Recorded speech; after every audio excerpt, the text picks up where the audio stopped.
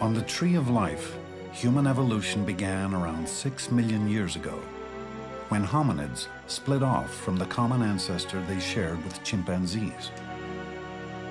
They descended from the trees about 4 million years ago and entered a new world.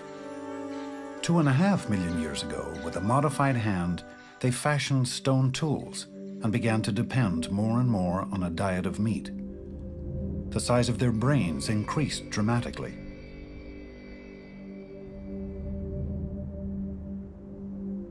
And about 2 million years ago, some began leaving Africa. These early travelers were successful for a while, but in the end, they all became extinct. It wasn't until about 60,000 years ago that the first truly modern humans, our ancestors, began leaving Africa. They were hunter-gatherers, foraging for food, living in small groups, roaming a wide landscape. But they were different from their predecessors. They had begun a revolutionary way of life. This lifestyle had emerged over millions of years through the multiple processes of evolution: mutation, selection, adaptation, competition, failure, punctuated by the occasional success. It was a story of evolution, of change over time, no different from the stories of so many other species.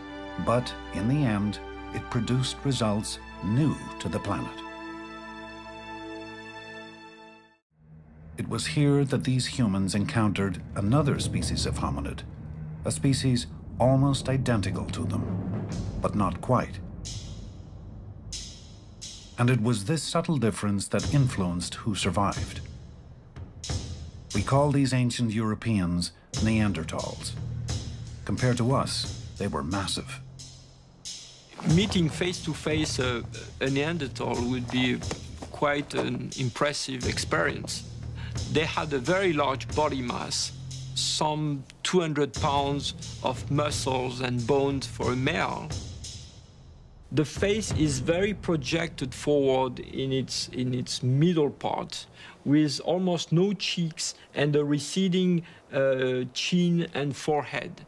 And in the middle of this face, there was probably a huge and projecting nose. Neanderthals and humans were different in the ways they lived, and most remarkably, in the ways they died. The burial of La Ferracie shows the body of a male Neanderthal lying on one side in a pit, and that's all. And so far, we have very few evidence of Neanderthal burials with any kind of complex construction or organization. Neanderthals do not display many signs of symbolic life. In fact, we don't know any kind of art or symbols or pictures used by Neanderthals. In contrast, modern humans appear to have treated their dead with extreme care. In the permafrost of Russia, this man was found buried in clothing embroidered with thousands of delicately wrought beads. Does this suggest that modern humans considered life more precious? Could it be that even though human brains were about the same size as Neanderthals, they had dramatically different abilities? The evidence is